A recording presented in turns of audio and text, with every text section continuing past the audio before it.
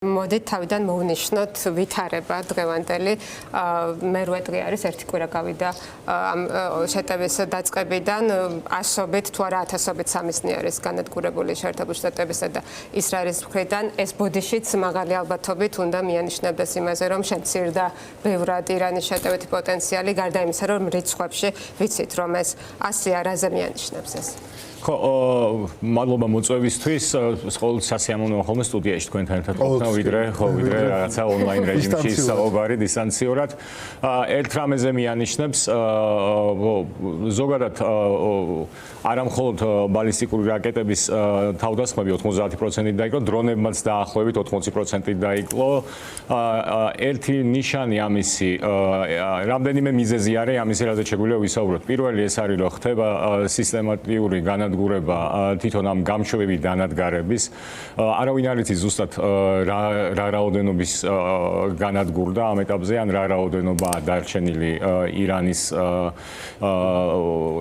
ირანის ხელში ახლა, თუმცა აი ეს ერთ-ერთი მანიშნებელი ესაა. მეორე არის, რაც უფრო მთავარი არის, რომ რაც არ უნდა პარადოქსულად ჟღერდეს თავად ირანს, ამ შემთხვევაში ირანის ინტერესებში არის ამ კონფლიქტის გახანგრძლივება და მაქსიმალურად რეგიონში ქაოსის შექმნა, იმიტომ რომ მოხდეს განსაკუთრებით ამერიკის შეერთებული შტატებისთვის მაღალი პოლიტიკური ან ეკონომიკური ფასის გადახდებინება, იმიტომ რომ იმ შემთხვევაში თუ რეჟიმმა შეძლო გადარჩენა, მათთვის სასიცოცხლოდ მნიშვნელოვანი არის, რომ რაღაცა გარკვეული შემაკავებელი მექანიზმები შექმნან და ეს შემაკავებელი მექანიზმი ერთადერთი არის ის, რომ ირანისთვის თავდასხმა, ირანზე თავდასხმა არ უნდა იყოს მარტივი გასეირნება არც ამერიკის შეერთებული შტატებისთვის და არც ისრაელისთვის. ამის ერთ-ერთი გაკვეთილი ალბათ რაც გამოიტანა ირანმა იყო 12 დღიანი ომი, რომლის შემდგომაც ირანმა მხოლოდ სიმბოლური თავდასხმა განახორციელა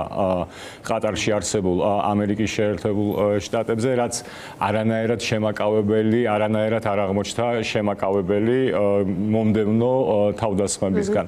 ამიტომ ვთვლი, რომ ირანის ინტერესებშია ამ ეტაპზე აი რაღაცნაირად ამ რეგიონული ქაოსის შექმნა. ირაკლი შენ თქვი დასაწყისში და აქ დავასრულებ ფეზეშკიანის განცხადება.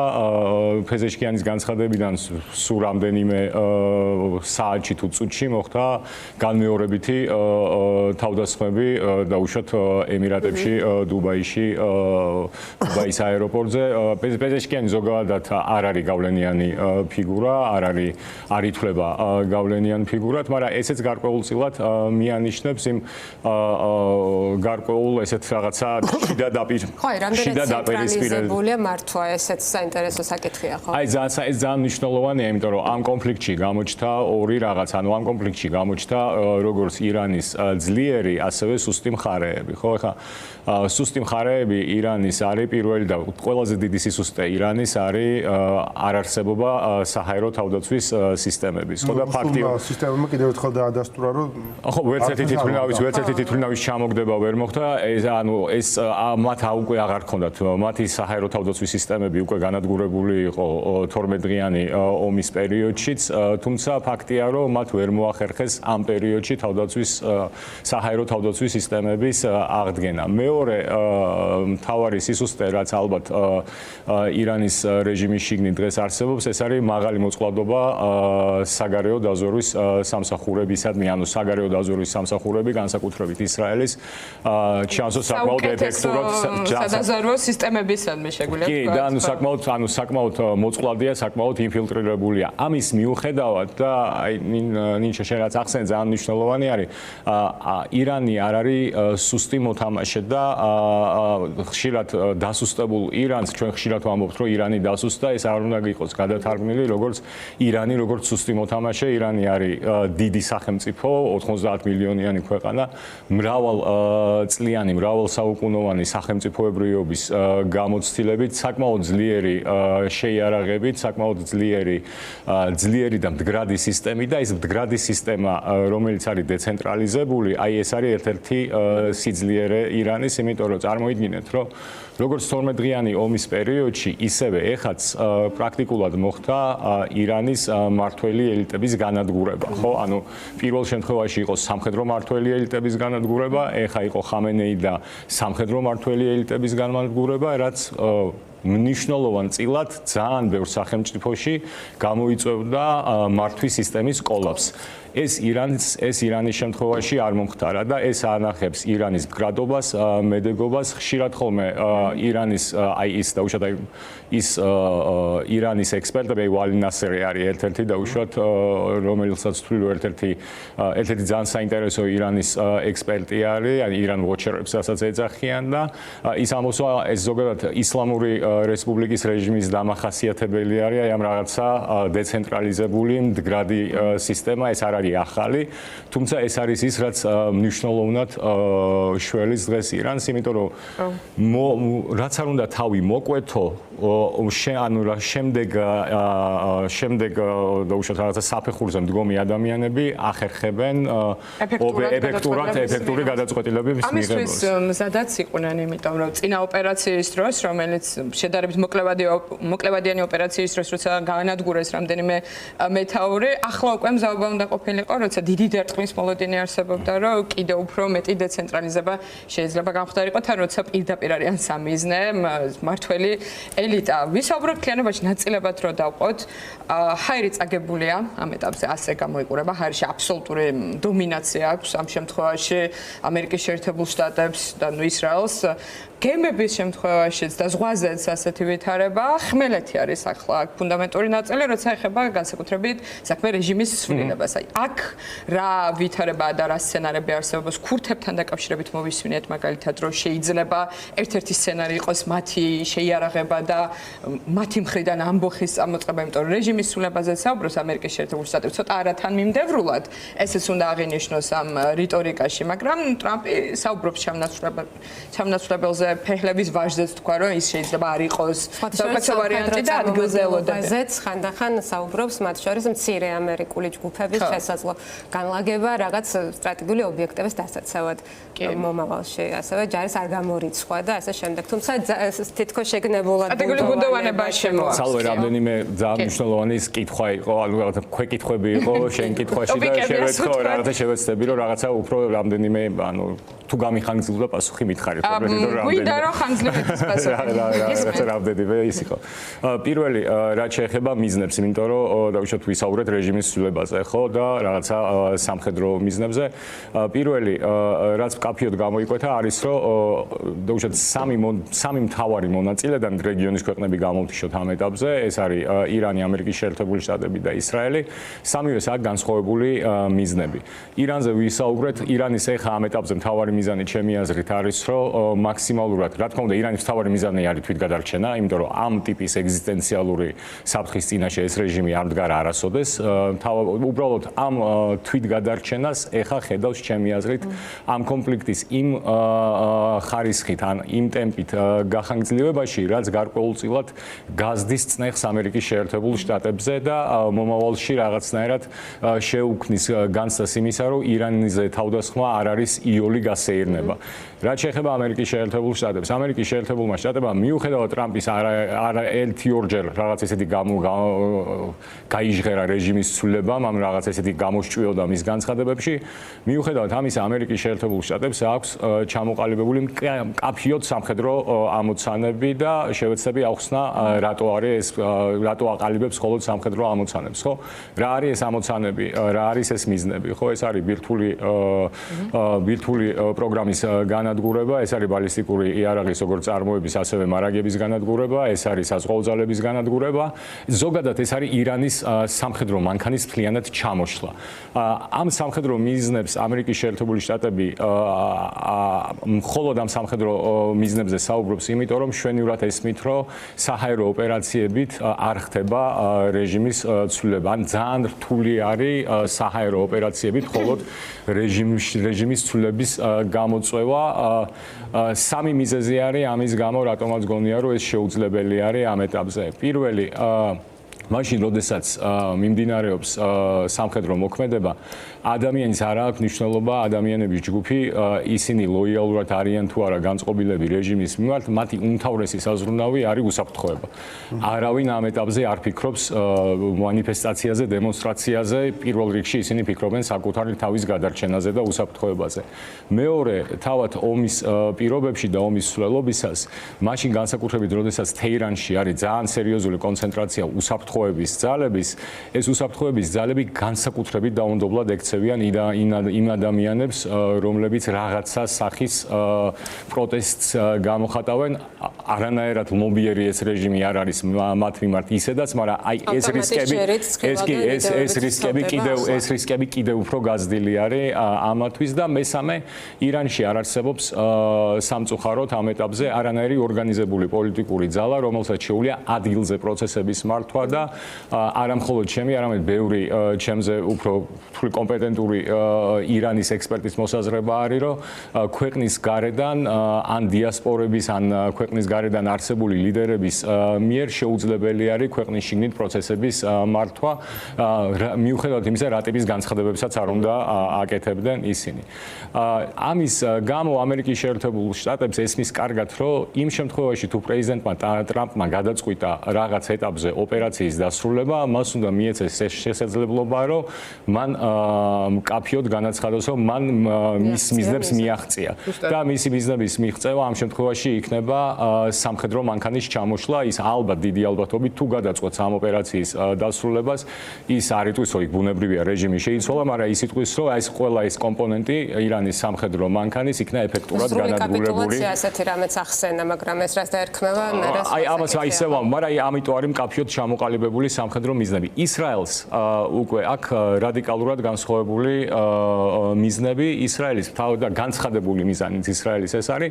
ისრაელს არ აქვს მხოლოდ სამხედრო მიზნები, ისრაელის მიზანი არის პოლიტიკური, ისრაელს სურს რეჟიმის ცვლილება, იმიტომ რომ ისრაელმა მშვენივრად იცის, რომ იმ შემთხვევაში თუ მოხდა დასუსტებულიც და ან ძლიერად დასუსტებული ამ რეჟიმის შენარჩუნება, ისრაელი იქნება ეგზისტენციალური საფრთხის წინაშე, მით უმეტეს მაშინ, როდესაც ამ რეჟიმს გააჩნია ბევრი წყარო ადასტურებს ამას, ამ რეჟიმს გააჩნია გამდიდრებული ურანიუმის ისეთი ოდენობა, რომლითაც შესაძლებელი არის ბირთვული იარაღის შექმნა, იმ შემთხვევაში თუ მთლიანად ფარულ რეჟიმში გადავა ამ ბირთვული იარაღის შექმნის პროგრამები.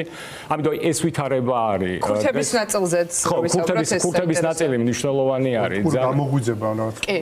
ბევრი ირანისტისთვის ძალიან საფრთხილად გამოიყურება ეს. ქურთები ძალიან თუ გახსოვთ ფეხლების განცხადება, როდესაც მან ისაუბრა, საინტერესო იყო, არაერთი გამოსვლა ჰქონდა, მაგრამ მან მკაფიოდ ჩამოაყალიბა რა უნდა იყოს ახალი ირანის ხელისუფლების მთავარი მიზნები იმ შემთხვევაში, თუ ის ჩამოვიდოდა და გარდამავალ მთავრობას ჩაუდგებოდა სათავეში, მან თქვა პირველი ეს არის დემოკრატიული ირანი, მან თქვა მეორე ეს არის სეკულარული ირანი და მან თქვა მესამე ეს არის ტერიტორიულად მთლიანი ირანი, რომლის ტერიტორიული მთლიანობაც არის სრულად დაცული. ქურთების საკითხის წინა პლანზე წამოწევა არის ძალიან საფრთხილო თემა რამდენიმე მიზეზის გამო. პირველი ეს არის თავად ძალიან შეიძლება იყოს საკმაოდ კონტრპროდუქტიული თვითონ ირანთან მიმართებაშიც, იმიტომ რომ ეს არ იქნება პოპულარული თემა და ძალიან გაუჭირდება ნებისმიერს ამ რეჟიმის ყველაზე უფრო ძლიერ ოპონენტსაც კი ამ თემის რაღაცნაირად მხარდაჭერა. მაშინ, როდესაც ეს უკვე აღარ იქნება რეჟიმის წინააღმდეგ ბრძოლა, ეს დიდი ალბათობით იქნება ირანის ტერიტორიული მთლიანობის მორღვევის მცდელობა, რასაც ირანის საზოგადოება მხარს არ დაუჭერს. მეორე, ამ შემთხვევაში უკვე საინტერესო იქნება რა მოხდება თურქეთის როლთან დაკავშირებით, იმიტომ რომ თურქეთისთვის თუ უახლოეს წარსულში, აი რაღაცა 20-30 წლის განმავლობაში თუ გადავხედავთ ნებისმიერ უკანასკნელ მოვლენებს, თურქეთის მიერ ამერიკის შეერთებულ შტატებთან დაპირისპირების მთავარი მიზეზი ყოველთვის იყო ქურთული საკითხი. ნებისმიერი მთავარი პრობლემა თურქეთს ამერიკის შეერთებულ შტატებთან იქნებოდა ეს 3 წლის მოვლენები თუ შემდგომი მოვლენები იწყებოდა მაშინ, როდესაც ამერიკის შეერთებული შტატები იწყებდნენ რაღაცა ფორმით მაინც ქურთულ დაჯგუფებებთან თანამშრომლობას. 2003 წელს კარგად იცით ეს მაშინ გააკეთეს, იმიტომ რომ ერაყში შეწრის წინ თურქეთის არაერთგვაროვანი პოზიციის გამო მათ დაჭირდათ ქურთებზე დახმობა.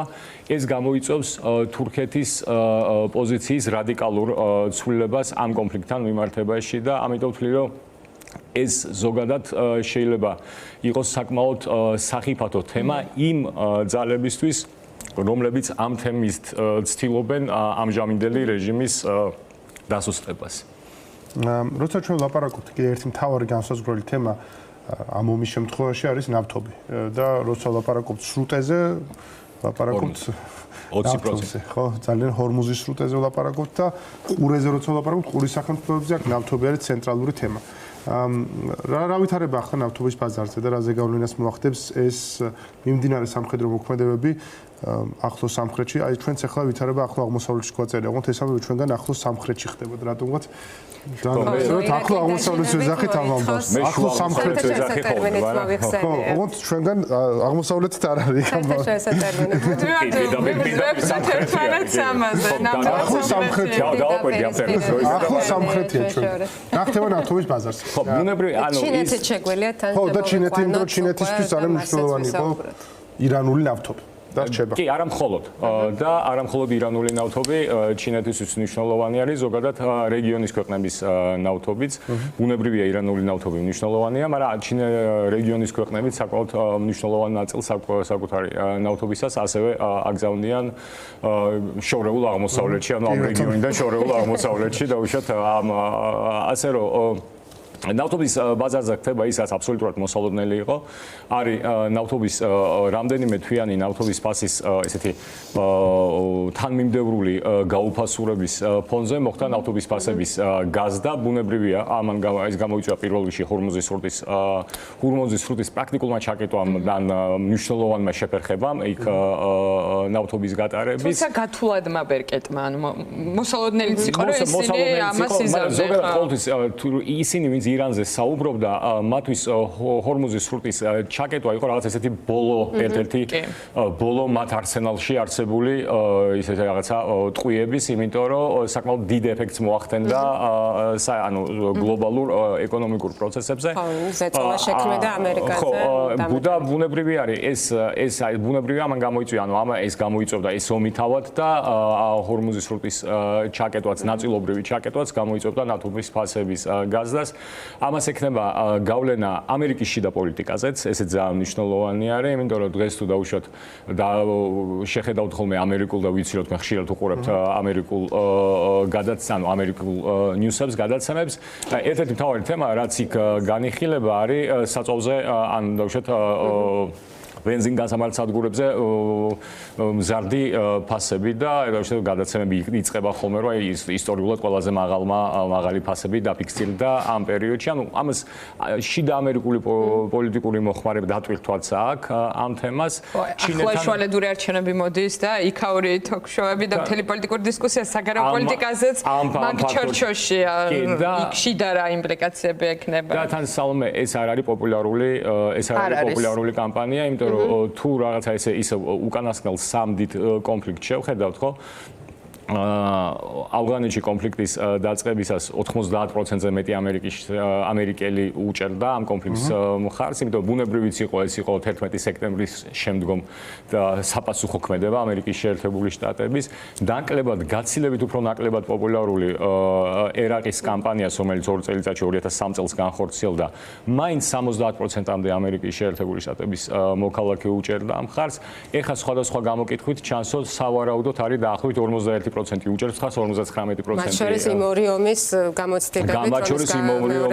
გამოცდილებით. ნეიტრალურ ამორჩეველში, არაპარტიულ ამორჩეველში არის ძალიან დაბალი თანამომის მხარდაჭერა და მაგაც თავის დროზე დაეფუძნა მათ შორის იმას, რომ რაც შეიძლება ნაკლები საგარეო ინტერვენცია უნდა ყოფილიყო და ახლა ეს მოძრაობაც ერთგვარად გაყოფილი, ანუ ვიცით, რომ ტრამპის ფიგურაა მაინც წამყვანი ამ მოძრაობაში, მაგრამ მარტო ისიც არ არის, რომ პერსონიფიცირებულია მაინდა-მაინც დამოკიდებულებები. ეს რატო არის მნიშვნელოვანი ჩემი აზრით? ჩვენ რომ ამაზე ვსაუბრობთ, ხო, ანუ ეს მშვენივრად ესმით თეირანშიც, ეს მშვენივრად ესმით ირანშიც და სწორედ ამიტომ ამბობ, რომ მათთვის მნიშვნელოვანი არის ამის გახანგრძლივება, იმიტომ რომ რაღაცნაირად წნეხი გაიზარდოს ამერიკის შეერთებული შტატებში. დასრულება ამ ბუნებრივ ჩინეთთან მიმართებაში ჩინეთი ზოგადად ჩინეთის უნდა აქაც ხაზი გაუსვა რომ მე მიუხედავად იმისა რომ ხშირად მაინტერესებს კითხულობ არ ვთვლი თავს ჩინეთის რაღაცა ფორმით მაინ ჩინეთის ექსპერტად ან ჩინეთის მცოდნეთ მაგრამ ჩინეთის ინტერესი ყოველთვის არის ხოლმე ამ შემთხვევაში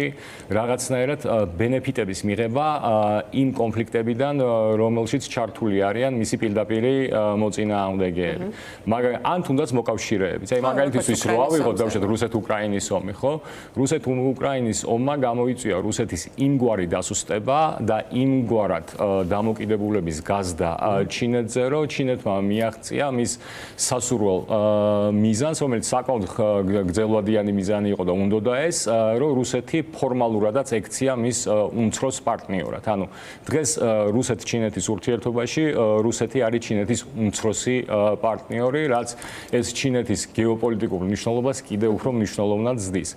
რაც შეეხება ამერიკის შეერთებული შტატების შემთხვევაში, მე ვთვლი, რომ ჩინეთს აწყობს და აინტერესებს, დაინტერესებულიც არის, რომ ამერიკის შეერთებული შტატები რაღაცნაირად იყოს ჩართული უფრო გახანგრძლივებულ კონფლიქტში, რაც მათი გადმოსახედიდან გამოიწვევს ამერიკის შეერთებული შტატების დასუსტებას, თუმცა იმ შემთხვევაში, თუ ამერიკის შეერთებულმა შტატებმა მოახერხა ამ კონფლიქტიდან დროზე გამოსვლა და მე ვთვლი, რომ ამას ისინი შეძლებენ თუ მოახერხა სამხედრო ამოცანების შესრულება მაშინ დაუშვათ ამ თვალსაზრისით ჩინეთის მოლოდინები არ გამართდება იმიტომ რომ ალბათობა იმისა რომ ამერიკის შეერთებული შტატები რაიმე ფორმით მაინც სახმელეთო კომპონენტს გააქტიურებს ხო აქ არის კონკრეტული წამზომია მათ შორის ტრამპის ადმინისტრაციისას ჩართული საარჩევნო კამპანიას მისი სენატორები რესპუბლიკური პარტიის და კონგრესმენები მათ შორის ამ თემით ვერ დაიწყებენ ან მათ უნდა ამ კამპანიას ჩატარებენ მხოლოდ იმით რომ ეს დასრულდება და იქნება წარმატება მიღწეული. თუ ეს სამომავლო მოქმედებები არ დასრულდება შემოდგომამდე, არჩევნებს წააგებს რესპუბლიკური პარტია. კონკრეტული წამზომი არის ჩართული. კიდე კამპანიაც შემოდგომაზე არ იწყება. კამპანიის უკვე დასაწყის ეტაპზე ვარ და ვერც მაღალი საწვავის ფასებით ვერ დაიწყებენ კამპანიას, იმიტომ რომ ეს სწრაფად უნდა მოგვარდეს. კი, იმიტომ რომ თუ რამე მოქმედებს ამერიკის ელექტორატზე, თუ რამე მოქმედებს ამერიკის მოქალაქეებზე, ეს არის პირველ რიგში ინფლაცია და გაზრდილი საწვავის ფასები და გაზრდილი საწვავის ფასები ბუნებრივია იწვევს ხოლმე ხშირ შემთხვევაში ინფლაციას. და კიდევ ერთი გვერდითი ეფექტი შეიძლება ქონდეს, რაც შეეხება რუსულ ნავთობს, აი ხაზინის ფინანსთა მინისტრმა ამერიკის დღეს დაუშვა, რომ შესაძლოა დაგჭირდეს გარკვეული სანქციების მოხსნა შემსუბუქება რუსულ ნავთობზე. შესუსტებაზე არის ხო? დასასტაბილურებლად ჯერ გადაწყვეტილი ამ მიმართულებით არაფერი არ არის, მაგრამ შესაძლოა ამ მიმართულებითაც წავიდეს საქმე. ხო, მოკლედ რუსეთს სერიოზული პრობლემები ქონდა ახლა დაბალი ნავთობის ფასის გამო ეკონომიკაში. ზოგადად რუსეთზეც რო ავიღოთ მე ყოველთვის ვცდილობ ხოლმე ასეთ მოკლე გრძელვადიან პერსპექტივაში შევხედო ხოლმე მოკლევადიან პერსპექტივაში ბუნებრივია რუსეთისთვის ნავთობის ფასების ზდაც არის რუსების ინტერესებში შედის ბუნებრივი არის თუმცა გრძელვადიან პერსპექტივაში ვთვლი რომ ის პროცესები რაც მიმდინარეობს დღეს ცალსახად ეწინააღმდეგება რუსეთის ამჟამინდელი რეჟიმის ინტერესებს იმიტომ რომ პრაქტიკულად ხდება რუსეთის მოკავშირეების თანმიმდევრული ჩამოშლა ისე რომ რუსეთი ვერ ახერხებს მათდამი ვერანაირი მხარდაჭერის სიმბოლური მხარდაჭერის აღმოჩენასაც კი ძალიან სუსტად გამოიყურება ამ ხრივ რუსეთი და უშუალოდ აი მარტივად რო ავიღოთ ხო და უშუალოდ იგივე ასადის რეჟიმის ჩამოშლა მადუროს შემთხვევა ეხა ირანის სამხედრო მანქანის პრაქტიკულად სრული განადგურება რუსეთის გეოპოლიტიკურ პოზიციებს ბუნებრივია შეარყევს და შეასუსტებს მოკლევადიანად ეს არ გამორიცხავს იმას რომ რუსეთმა შეიძლება მიიღოს სარგებელი. პუტინის იმიჯის თვალსაზრისით რომ ავიღოთ, უკვე მაგ ხრივაც საკმაოდ ძალიან დაზიანდა, ხო, როცა მან ვერ შეძლო უბრალოდ ვერც ერთი მოკავშირისთვის რაიმე ტიპის დახმარების აღმოჩენა. როგორც მოკავშირე, რამდენად არასანდოა და როგორი ლიმიტები აქვს გამოაჩინა ამ ვითარებაში. ხო, დაზვერვის ნაწილის გარდა ხო? ამ შემთხვევაში დაზვერვის მონაცემებს უზიარებს ეკავიკეთ ჩვენ. ხო, ანუ ეს არის ესეც დასაზუსტებელია, მაგრამ ხო, ანუ ეს პოლიტიკურ ხარდაჭერას ან სამხედროს ხო, რა თქმა უნდა. თუმცა ვაშინგტონ პოსტმა დაწერა, შემდგომში უკვე ოფიციალურად დაუდასტურეს რადიო თავისუფლების ევროპულ ბიუროს, რომ ამ მონაცემებს აზიარებს. მე უფრო იმ კუთხით ვხედავ, რომ ამის შეიძლება დაისაჯონ ისინი, იმიტომ რომ ამ შემთხვევაში ამერიკის შეერთებული შტატების საწინააღმდეგოდ უზიარებენ. აი დავუშვათ მარტივად რომ ავიღოთ, ხო დავუშვათ რუსეთი ირანთან და ჩინეთთან ერთად უკანასკნელი თვარცები 6-7 წლის განმავლობაში ატარებდა ყოველთვის სამხედრო საზღვაო ცნებს რეგიონში. აი ეხლა ცოტა ხნის წინაც ჩატარდა ამის ბოლო ხო და ამის ერთადერთი მიზანი იყო, რომ გაეგზავნათ სიგნალი ამერიკის შეერთებული შტატებისთვის, რომ ამერიკის შეერთებული შტატები ამ რეგიონში მარტო არ არის და მის მოწინააღმდეგეებს, როგორც ირანს ან სირიას, ყავს ისეთი მხარდაჭერები, როგორც არის რუსეთი და როგორც არის ჩინეთი. ამ შემთხვევაში აი ეს მთელი სიგნალები, მთელი აი მათი აი ეს რაღაცა, რასაც ეძახიან ხოლმე კუნთების თამაში, სამხედრო კუნთების თამაში გამოიყურება სასაცილოდ, იმიტომ რომ არანაირი ეფექტი ამას არ გამოუღია და სამხედრო თვალსაზრისით მათ ვერ მოახერხეს ვერანაირად ირანის მხარდაჭერა. უფრო მნიშვნელოვანი იყო ჩემი აზრით და მაგითი დავიწყეთ ჩვენ საუბარი, რომ ირანის საჰაერო თავდაცვის სისტემა უკვე მოშლილი იყო 5-6 თვის წინაც, როდესაც იყო 12 დღიანი ომი. ფაქტია, რომ ამ საჰაერო თავდაცვის სისტემის აღდგენა ირანმა ვერ მოახერხა ვერც რუსეთის და ვერც ჩინეთის მხარდაჭერით. ხო, ანუ ფაქტია, რომ რამოდენიმე თვე გავიდა ისე, რომ ვერც ერთმა მისმა სტრატეგიულმა მოკავშირემ ვერ შეძლო ირანისათვის იმ კრიტიკულად მნიშვნელოვანი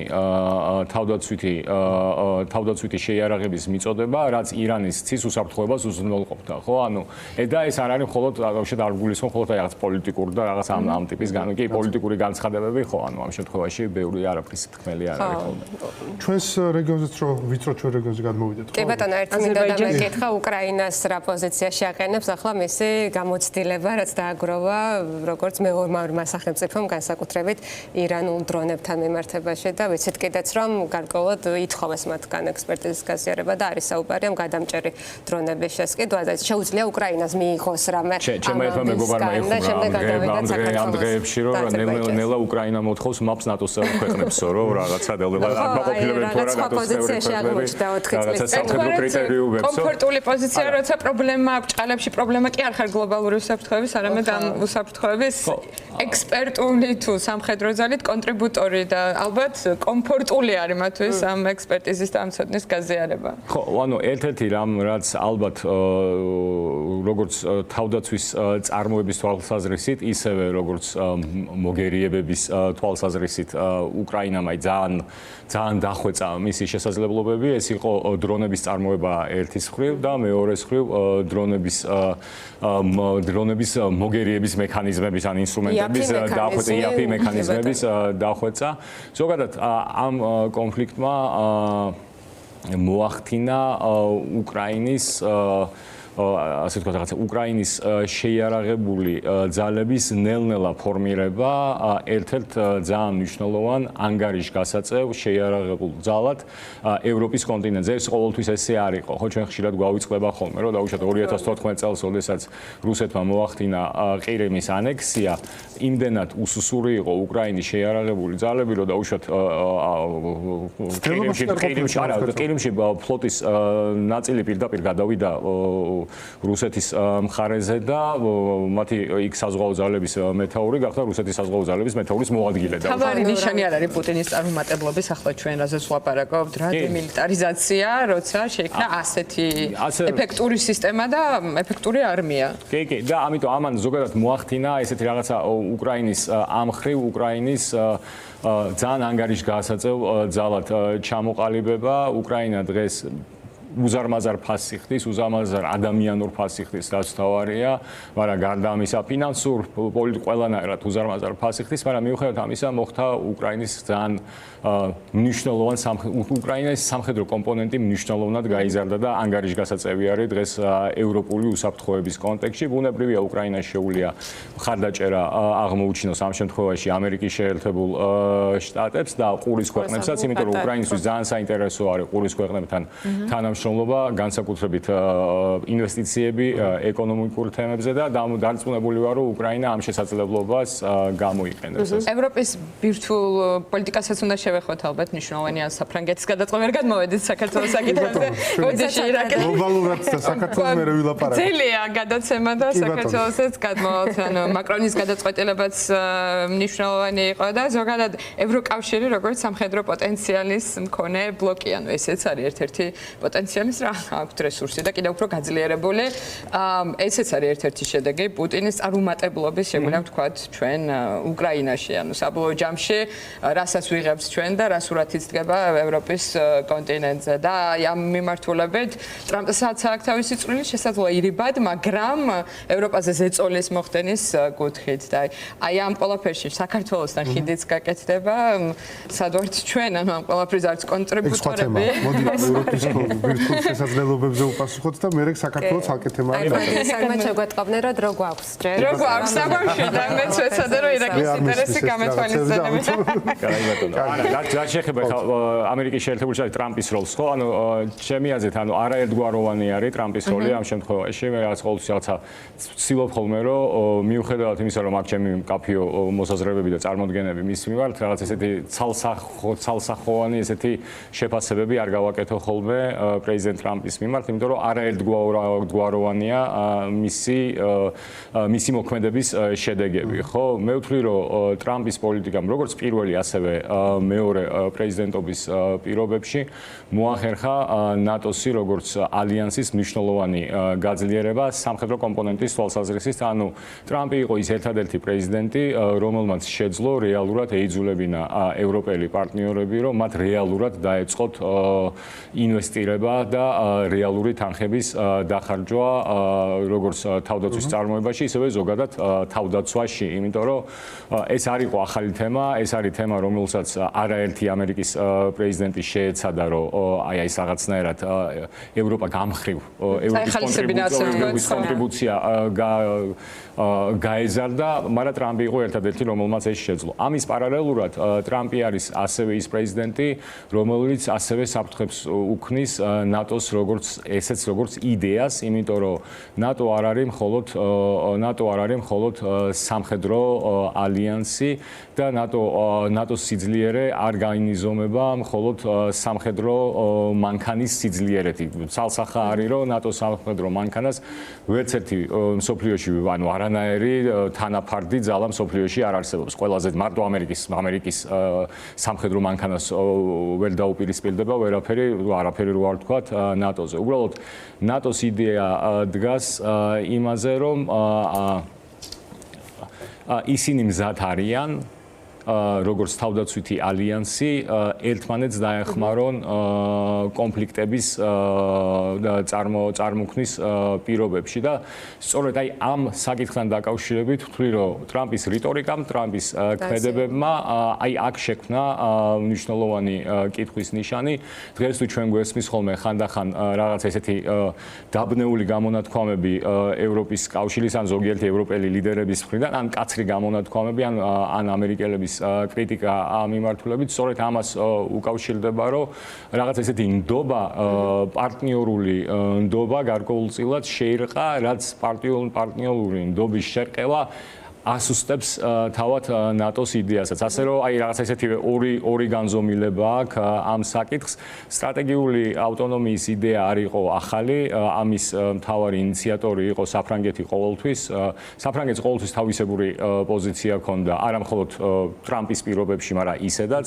ის სხვანაირად ხედავდა ევროპის უსაფრთხოების არქიტექტურას, მათ ყოველთვის ფრანგებს ყოველთვის ჰქონდათ ეს იდეა, რომ ევროპელებს უფრო დამოუკიდებელი როლი უნდა ეთამაშათ თვითონ ევროპული უსაფრთხოების სისტემაში და დაუშვათ აი ამ და ტრამპის განსაკუთრებით ტრამპის მეორე პრეზიდენტობის ვადამ საფრანგეთის ეს პოზიცია კიდევ ერთხელ გააძლიერა და ახალი 60-იანი წლებიდან რეგოლის დროიდან ესეთ დამოკიდებულება იყო. კი, ამიტომ მაგრამ ეს თვითონ თემა სტრატეგიული ავტონომიის შედარებით უფრო ახალი იყო, მაგრამ ეს იდეა მნიშვნელოვნად გააძლიერა და დაუშვათ ევროპელები და ევროპული ქვეყნები მშვენივრად გაიაზრეს, რომ მნიშვნელოვანი არის, რომ მათ დამოუკიდებლად შეძლონ მათი უსაფრთხოების უზრუნველყოფა.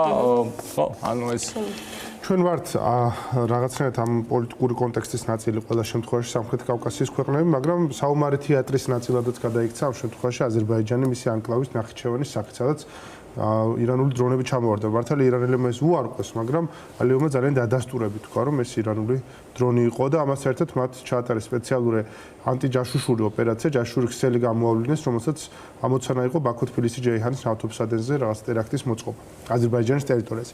ეს არ არის პირველი შემთხვევა, სხვა შორის, აქ საუბარი იყო ასევე ისრაელის საელჩოზე თავდასხმაზე, მთიელ ებრაელთა კავშირის ხელმძღვანელზე თავდასხმაზე. რამდენიმე წლის წინაც იყო ასეთი შემთხვევა ბაქოში, ზოგადად ახლა შიიტი მოსახლეობა და იქ ინფილტრაციას რბილი ძალის მეშვეობით ირანი სულ ცდილობდა. სხვა შორის აზერბაიჯანის სახმელეთო საზღვარი დაკეტილი აქ ერთ-ერთი მიზეზი ეგეც არის. თავისთავად რას ნიშნავს ეს ამბავი ჩვენთვის, საქართველოსათვის და როგორ უნდა პოზიციონირებდეს საქართველო მისი საუკეთესო ინტერესებიდან გამომდინარე? ხო, ზოგადად აზერბაიჯანს და ირანს არასოდეს არ აქვთ იოლი ურთიერთობები, ბევრი მიზეზი არის, აღარ ჩაუღრმავდები თვითონ და უშუალოდ იგივე აზერბაიჯანული წარმოშობის მოქალაქეების დიდი რაოდენობა აზერბაიჯანში და სავარაუდოდ მოსახლეობის 20% არის. საერთოდ არ ნიშნავს იმას, რომ ისინი ირანში, საერთოდ არ ნიშნავს ისინი, რომ ეს მოსახლეობის ეს ნაწილი სეპარატისტულად არის განწყობილი, აბსოლუტურად არა, უბრალოდ აზერბაიჯანთან მიმართებაში მაინც გარკვეულწილად რაღაცა უფრო ისეთი განსხვავებული ხედვა და ხანდახან რაღაცა ისეთი ნდობის დეფიციტი იყო ხოლმე ამ ორ ქვეყანას შორის ხოლმე. დაახლოებითი წარმოდგენა მიუხედავად იმისა, რომ ფეζაშკიანი და უშუალოდ ჩავიდა ბაქოში, ქონდა ძალიან ისეთი გამოსვლა, რასაც რაღაც დიდი ოვაციებით შეხვდა ადგილობრივი იქ რაღაცა იმ დამსწრეს საზოგადოება, სადაც ის გამოვიდა. მიუხედავად ამისა, თეირანი აზერბაიჯანს მაინც ხედავდა მის ჩრდილოეთ საზღვართან, ისრაელთან ძალიან ახლო თანამშრომლობაში მყოფ სახელმწიფოს, რომელსაც იმდენად ახლო თანამშრომლობა ჰქონდა ისრაელთან, რომ შესაძლებელი იყო გარკვეულწილად აზერბაიჯანისთვის, ირანისთვის ამას შეექმნა, ირანის უსაფრთხოებისთვის ამას შეექმნა საფრთხეები. ეხლა შესაბამისად, რაც შეეხება ამ უკანასკნელ თავდასხმებს, ნახჩევანზე თავდასხმებს, ფაქტი ერთი არის, რომ ჩვენ დასაწყისშიც ვისაუბრეთ, ხო, ამაზე, რომ ირანის სისტემის სიძლიერე არის მის დეცენტრალიზებულ მართვაში, ანუ ეს დეცენტრალიზებული მართვის მოდელი ირანს საშუალებას აძლევს, რომ იმ პირობებშიც კი როცა ხდება ამ პოლიტიკური ან სამხედრო მეთაურების განადგურება, ქვედა ეშელონებმა შეძლონ ოპერატიული ან ოპერაციული ქმედებების გაგრძელება. ამის ერთ-ერთი და უშუალოდ ამის ერთ-ერთი შესაძლო უარყოფითი, მთლიანად უარყოფითი არა, მაგრამ ერთ-ერთი ესეთი side effects, რასაც ეწევა, უარყოფითი მხარე არის ის, რომ ხანდახან შეიძლება ამ დეცენტრალიზებულ სისტემებში მოხდეს ისეთი გადაწყვეტილებების მიღება, რომელიც არ არის ამ შემთხვევაში რაღაცა პირდაპირ მხარდაჭერილი და უშუალოდ პოლიტიკური ლიდერების მხრიდან. ხო, იმიტომ რომ და შესაძლოა ეს ასეთი გადაწყვეტილებაც იყო, არ მინდა ამ თემაზე სპეკულირება. ფაქტი არის ერთი, რომ ეს თავდასხმა მოხდა და დიდი ალბათობით ეს თავდასხმა იყო განხორციელებული ირანის მხრიდან. საინტერესოა კიდე ერთი, რომ ირანი ზოგადად შეეცადა, რომ რაღაცნაირად განეიტრალებინა მისი თავდასხმა ყურის ქვეყნების მიმართაც. მათ გამოიყენეს ფრაზეოლოგია, რომ აი ჩვენ არაბ ძმებს გვინდა უთხრათ, რომ ჩვენი თავდასხმები არ არის მათზე, ეს არის თავდასხმები ამერიკის შეერთებული შტატების ინფრასტრუქტურაზე და ბაზებზე. ამ განცხადებების მიუხედავად ფაქტი იყო, რომ დაუშვათ თუ კი რამოდენიმე თვის წინ თავდასხმა ხორციელდებოდა მხოლოდ შეიარაღებული ძალების ბაზებზე, ამ შემთხვევაში ეს თავდასხმების არეალი ძალიან გაფართოვდა და არა მხოლოდ კრიტიკულ ინფრასტრუქტურაზე, ძალიან მნიშვნელოვან კრიტიკულ ინფრასტრუქტურაზე, დავუშვათ კატარში მოხდა თავდასხმა ერთ-ერთი ლიკვიდური გაზის საწარმოზე, რომელსაც ერთ-ერთი ყველაზე დიდ საწარმოზე, რომელსაც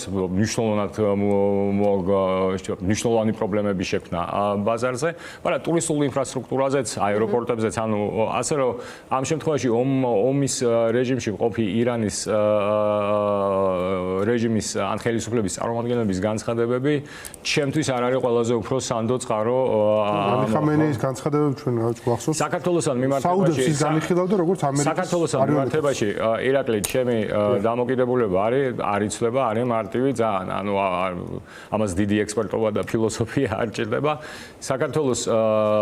საქართველოს ტიპის ქვეყნებს ჭირდებათ მჭიდრო ალიანსები და ჭირდებათ კაფეო საგარეო პოლიტიკური პოზიციები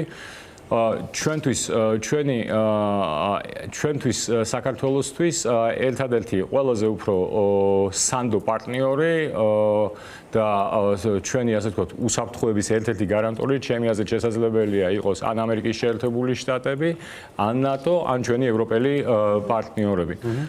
იმ პირობებში, როდესაც ჩვენ თვითონ ვახდენთ ამ ქვეყნებთან, ამ აქტორებთან ურთიერთობების პრაქტიკულად ჩამოშლას და ამ ქვეყნებთან ყველანაირად ურთიერთობების გაუფასურებას, გაფუჭებას, არ ვიცი რა სიტყვებით დავარქვა, ხო? ეს ბუნებრივი არის, ბუნებრივია იწვევს საქართველოს, ბუნებრივია საქართველოს დასუსტებას იწვევს, ხო? ამიტომ კი, ანუ ეს არ არის მხოლოდ ირანთან კავშირში. ირანი არის ერთ-ერთი კონფლიქტი, რომელიც დღეს წარმოიქმნა რეგიონში, ბუნებრივია, რომ არის ამ კონფლიქტის გაფართოების რისკებია, იმიტომ რომ ირანს აწყობს რეგიონში ქაოსის შექმნა. არ ვიცი, არაფერს დარწმუნებით არ ვიტყვი, მოხდება თუ არა მის არეალში საქართველოს თუ არა.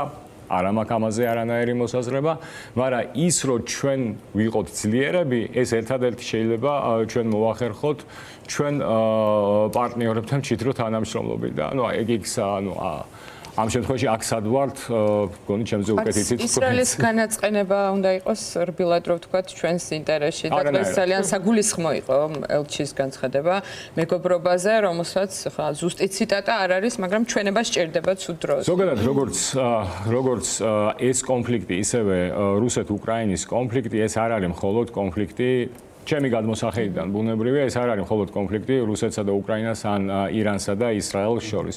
ეს არის კონფლიქტი თავისუფალ სამყაროსა და რაღაც ესეთი ავტორიტარული რეჟიმების ფორმირებაში კლუბს ღერთ შორის, რომლებიც ცდილობენ საერთაშორისო სისტემის შესუსტებას, საერთაშორისო წესრიგის ჩამონგრევას და რომლებიც ცდილობენ თავისი თამაშის წესების დანერგვას და უნდათ ყველას ანახონ, რომ ისინი გაცილებით უფრო ეფექტურები არიან მათი პოლიტიკის გატარებისას და ამ შემთხვევაში ბუნებრივი არის საქართველოს ადგილი, როლი ნებისმიერ პირობებში იყო თავისუფალ სამყაროსთან ერთად.